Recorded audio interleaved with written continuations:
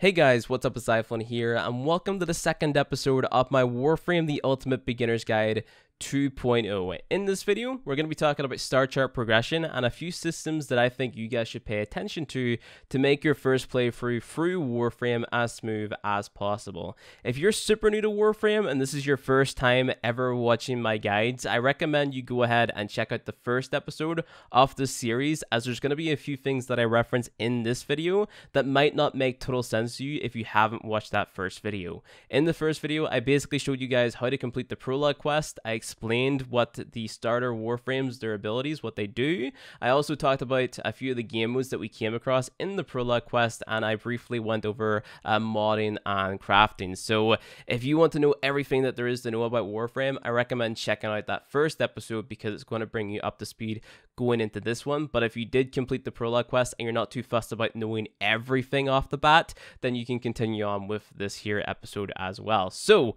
after you complete that prologue quest, you are thrown into your ship and you're expected to figure out what to do on your own. I'm here to help you with that because the game does a very, very bad job at explaining what it is that you have to do, and also explaining all the systems that are present within this game. So once you complete the prologue quest, I want you guys to head up to your navigation, and what you're going to notice is you're going to be zoomed straight into Earth, and on Earth you're going to see all of these different blue pulsing nodes. These are nodes that you haven't completed yet, and you're also going to see these still white nodes. Now these are nodes that you have completed, right? So we completed E Prime, Mariana, Mantle, Gaia, and Cambria during that Vor's Prize quest that we did, and that took us all the way down to the Venus Junction. Now, these things called junctions are what separates the planets between one another, right? So to get access to a junction and defeat the boss that is on said junction, what we have to do is complete all of those 4 requirements that you can see on the left-hand side of the screen while we hover over it. So we've already completed the first one, which is complete the Vor's Prize quest. The second one is to complete or collect 20 mods, which you're going to do very easily just by playing all these uncompleted nodes. We have to apply 4 mods to a single Warframe or a weapon, and then we have to upgrade any mod to rank 2 or higher through the fusion process. Now you want to apply the 4 mods to a single Warframe or weapon before you upgrade your mods. Reason being, whenever you upgrade your mods, it's going to increase the amount of capacity that it takes to put that mod onto your Warframe, and I'm going to explain, how a mod is ranked up, like right now. So if you get up off navigation and then head down this little ramp and then go to the left, this is your modding station where you can view all of the mods that you've collected and also rank those said mods up. So if we go ahead and we activate it, we can see that we have this resource up here in the top right hand corner. We've got 1,180 of it right now. This resource is called Endo, and Endo is the resource that you use to rank up your mods. Now, you don't want to rank up all of your mods right now because, as you can see, if I go ahead and I select the Vitality mod and I press Fusion to rank it up, if we put the Endo and also the credits into it that we need to rank it up, what's going to happen is it increases the cost of that mod on the top right hand corner. So you can see the little shape, which looks like a D on the top right hand corner of the mod, and then we also have the number 2. So the number 2 is the amount of capacity that it's going to take to be slotted onto our Warframe. And then that little D is the polarity of the mod, right? So if we come off our modding session and we go over to our armory over here, we select the upgrade on our Warframe, we can see that I have this Vitality mod slotted onto my frame, and it's currently taking 1 capacity off of my Warframe's capacity, right? So if I go ahead and remove that, we can still clearly see that it takes 2 capacity to put on. That's only if we put it onto a blank slot, right? So if I go ahead and I take this Vitality mod and I put it onto this slot right here, which has no little shape in it, what happens is it takes that 2 capacity. But if I take this here Vitality mod and then I match the shape or match the polarity, that little D symbol in the top right hand corner, so you can see if I go ahead and I hold left click on it and I drag it over, you can see that little D has now turned green, right? So if I match it, what's going to happen is it's only going to consume 1 capacity because matching the shape or matching the polarity is going to half the cost of the mod. So that's very important to keep in mind moving forward with this game, and you're going to learn like which polarities are really crucial to have on your frames based on the mods that you want to throw on said warframes, and also the mods that cost the most capacity to put onto said warframes, right? So there is ways to put extra polarities or extra shapes onto your warframes modding section. Same goes for weapons, and that's through a thing called Formain, right? And Forma is a resource that you get from doing a thing called relic runs that you're going to be doing not too soon after this video. Like, it's going to be like maybe in a few planets time you're going to be able to get that. So like, that is your number one sort of goal whenever it comes to upgrading your warframes and weapons, to get as much of a resource called Forma as possible. Now, you're going to be able to farm it in the form of blueprints. So if you're playing this game and you come across like a Forma blueprint, I want you to snag that, right? So that's just a general tip going forward.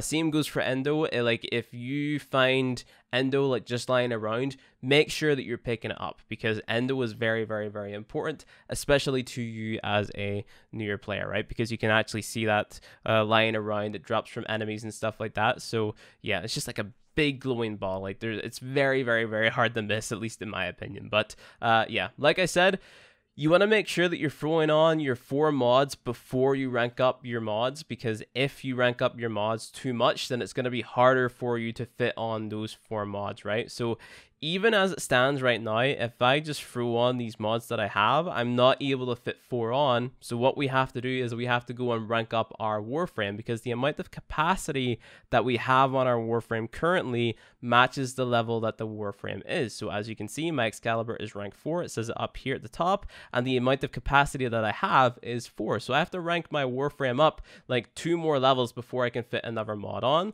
So what you want to do now is you want to go play those blue flashy nodes that you have available on Earth to rank your warframe up to rank 6, and then you can fit on the 4 mods to complete that 1 junction requirement.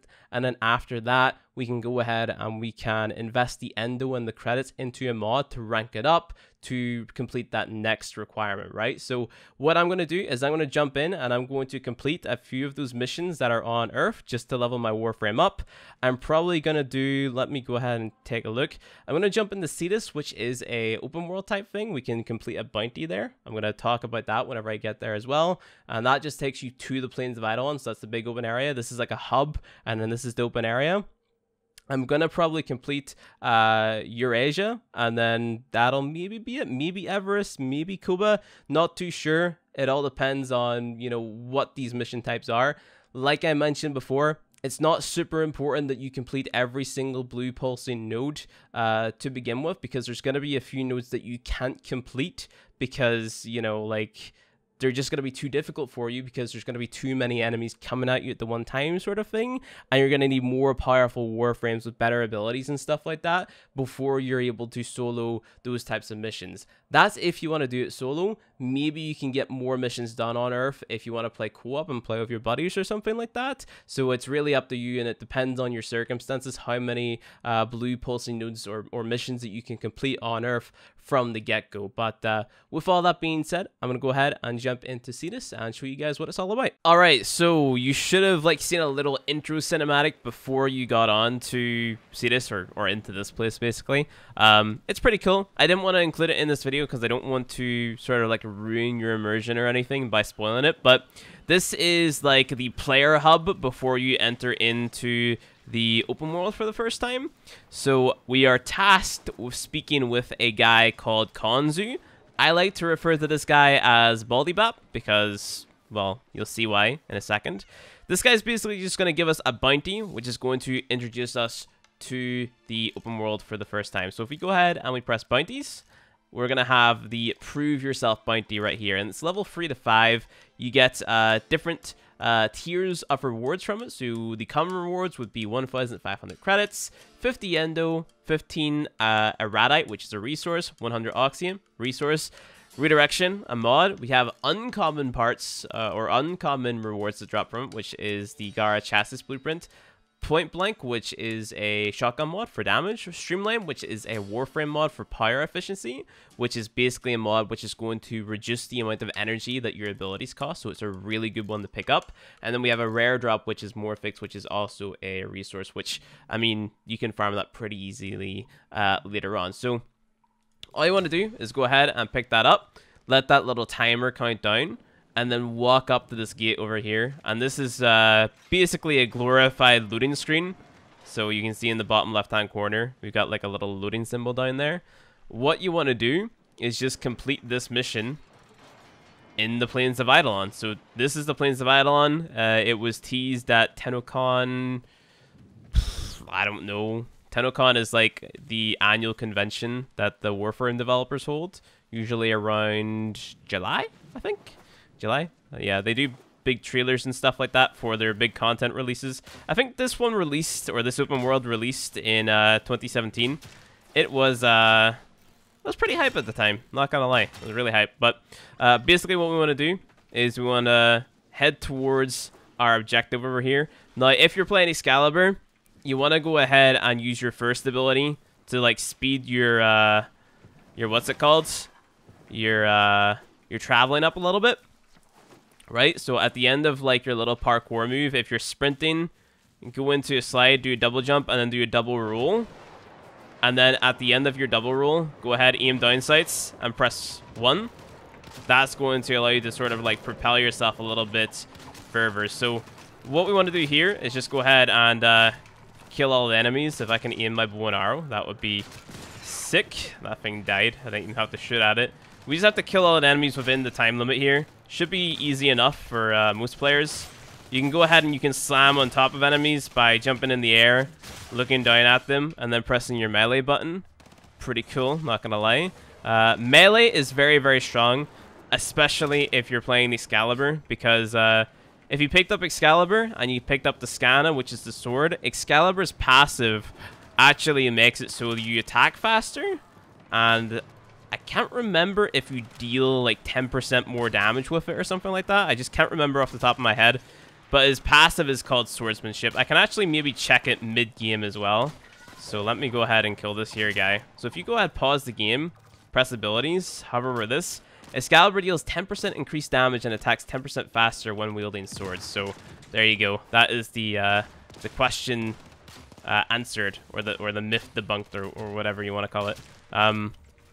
You can also view like what your abilities do on that menu as well. So if I go ahead and show you guys again, pause the game, press abilities, you can see /dash what it does, how much energy it costs, the range that it has, the damage it deals.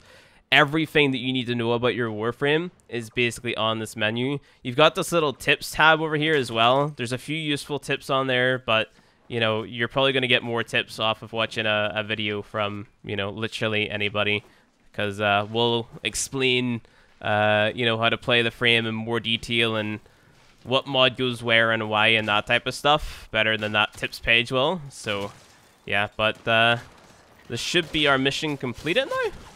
There we go. We've proved ourselves and we got 50 endo. You also see that we gained standing, so there is like a reputation system within Warframe with multiple different factions. Every single open world, which there is only 2 of right now, has a reputation system which you need to upgrade, right? And these are actually time gated, unfortunately, so you can only earn a certain amount of reputation within a day before you know, you're able to earn more, and that's based off your mastery rank. So your mastery rank, we go ahead and pause the game, basically like your account level. So because this is a fresh account, we are mastery rank 0 right now. So you can see it like just on my little symbol up there in the top left hand corner, level 0, and then that white bar below it is your progress towards the next rank. You increase your mastery rank by leveling up warframes and weapons from level 0 to 30 for the first time. That is like the only and the fastest way to level up your mastery rank, right? There's no shortcuts or anything like that. You just get new warframes, get new weapons, level them from 0 to 30 for the first time. I mentioned formatting a little bit ago. Putting a format onto your weapon or your warframe to reset the rank back down to 0 and then leveling it up to 30 again. that doesn't give you more mastery on top of the mastery that you already got from it. So what you can do is you can press show profile, you can go to equipment, and you can see like your progress with that certain pieces of equipment, like, you know, how far you've got from ranking it from level 0 to 30, right? So, you know, this is just a good way to keep track of all of it. And maybe if, like, you know, you picked up a weapon and you forgot to level up or something, you're able to see that here. So that's why if you get a weapon or you get a Warframe, you never want to get rid of it before you get it to level 30 at least once. So, yeah. So if we just go ahead, we head back in to see this. Wait for this glorified loading screen. Head on back in.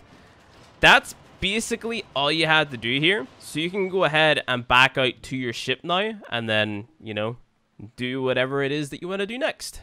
Alright, so I played a few missions and I got my Excalibur to rank 6. So we're going to go ahead and complete the next 2 junction requirements that we have to do so we can progress on to Venus. So go ahead, go to your arsenal, go to upgrade, make sure that you're rank 6. Go ahead, pick up a mod that costs 2 points.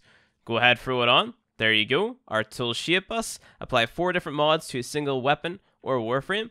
You can go ahead and you can throw some mods onto your weapons as well. So for example, I can go ahead and throw on Sawtooth Clip, and then that adds a little bit of slash damage. So for future reference, the amount of damage that your weapon deals in the ideal circumstances is a combination between these 3 stats, right? So impact, puncture, and slash. I'll add it together.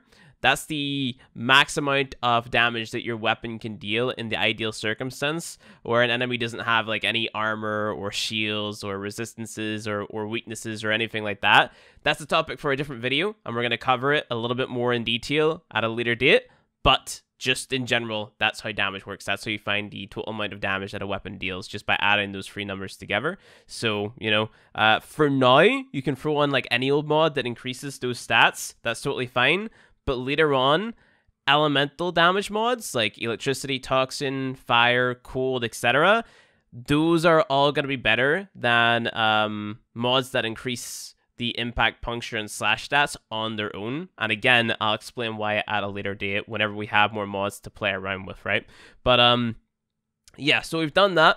What we want to do now is upgrade a mod. So you're going to notice that you have some mods that have these cracks in them, and they're called Flawed Mods, right? You don't want to spend your credits and endo upgrading these mods simply because you're going to get the, like, fully upgraded versions of these mods quicker than you would think, right? So don't upgrade or invest resources into the mods that are flawed. Instead, go for the mods which are, you know, actually worth upgrading. So, for example, I picked up a Vitality mod here. Now, you can see these little dots below it, right? So if I go ahead and I press this and I only pick one of them, so I press confirm, I go to fusion again to upgrade it, we can see that every single time that I press this plus, it's going to add a little dot below. It's going to make it glow blue, right? So every single time that we make one of those things glow blue, that's adding a rank on to the mod, right? So to get this mod from rank 0 to the maximum rank, it would have cost us 10,230 endo and then almost 500,000 credits, right? So hopefully the importance of collecting endo is now apparent to you based off of that number alone and getting this health mod leveled up. So we're going to go ahead, and I'm not going to invest too much into it right now. I'm just going to go ahead and put like 2 ranks onto it.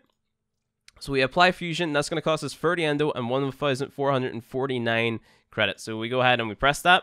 So that's our first mod ranked up. So we can go ahead and make sure that that's equipped on our Warframe. So we go ahead and let's remove our flawed stretch. We go ahead and put that on there. So that increased our health from 170 to 260, right? Epic. Cool. So that was basically that. Now what we can do is we can go ahead and kill the junction boss, right? So we go to Earth. We go to Venus Junction. We just go ahead, we click on it. It's going to load us in. So we wait for the loading screen to pop up. And on this junction, we're going to have to kill the Warframe that we're going to be able to farm on the next planet. So we got our fancy animation. I'm just going to go ahead and skip. So you want to walk up to this thing right here. You press X on it. He's going to stand on up. So what we're going to do is we're going to beat him up to get rid of the cool armor that he's wearing right now. So he has an ability called Iron Skin, which basically makes it so he absorbs damage pretty much. So we're going to go ahead and we're going to whack him until that comes off. So it's already off. And then what we're going to do is we're going to press 2, and then we're going to go press X on him. Actually, no, we're not. We're just going to go ahead and hit him. For some reason, I can't do a finisher on him. That's weird. But if that doesn't work out for you, just go ahead and shoot him, I guess. Usually, you'd be able to do a finisher on him. Don't know why I wasn't able to do a finisher there. But usually what you would do, you'd press 2, and then you'd press X to do a finisher on him whenever you have your melee out. And then that would one-shot him. So, don't know why it didn't work for me there. But hopefully it works out for you. So just come up to this thing, and then press X on it. Again, fancy cutscene's gonna play, and that's it. You've unlocked Venus. Once this is done, you're gonna be put back on your ship, and you're gonna be able to play there. Alright, so as you guys can see, we can now start playing the missions that are on Venus. I'm gonna talk about all the missions here and the junction requirements to move on to Mercury in the next episode.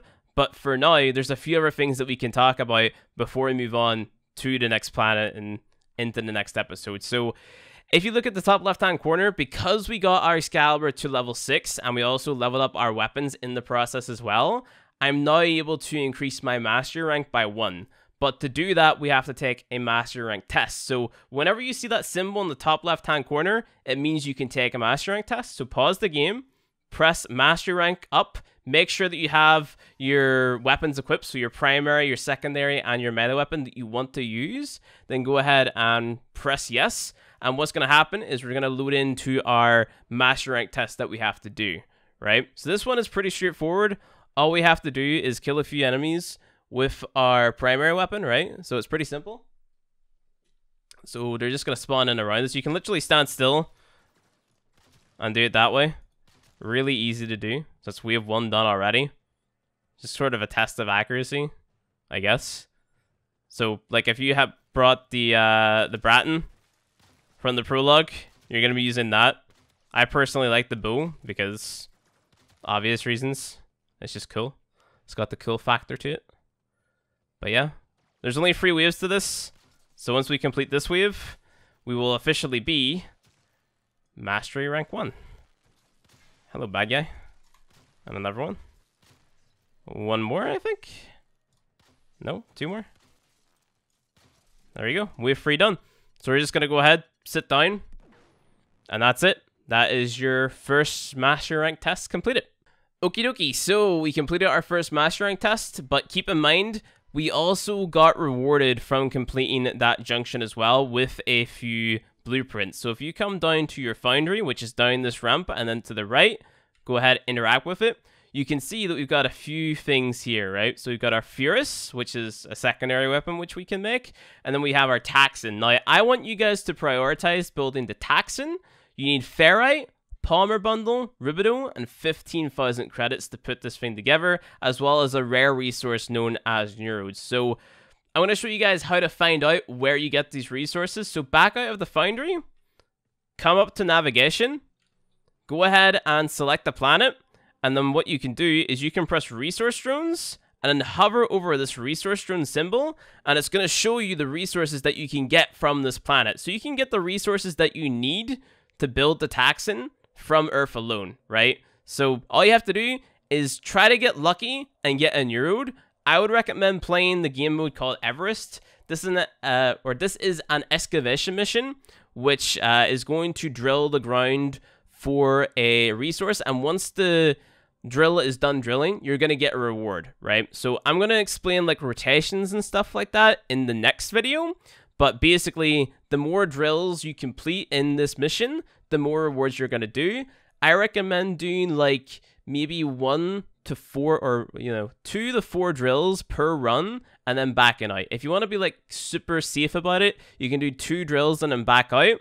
But if you live life on the edge, do 4 drills and then back out again, and then that way you're going to get the most rewards from it. And yeah, that's basically it. So other than that, that is pretty much it for the second episode. I hope you guys enjoyed it.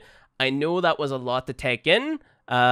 Complete all of the missions on Earth that you can before you move on to Venus. That's what I would recommend doing, because, you know, you're going to get extra mods, extra resources, and stuff like that. There's really not a lot that you can do wrong as a beginning player in Warframe.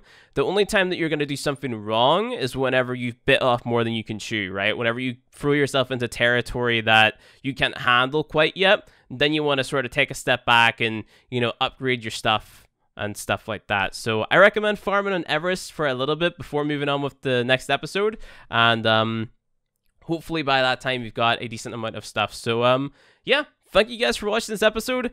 If you enjoyed it, go ahead, hit that like button below. If you want to see more Warframe content from me, hit subscribe, and I'll see you guys in the next episode.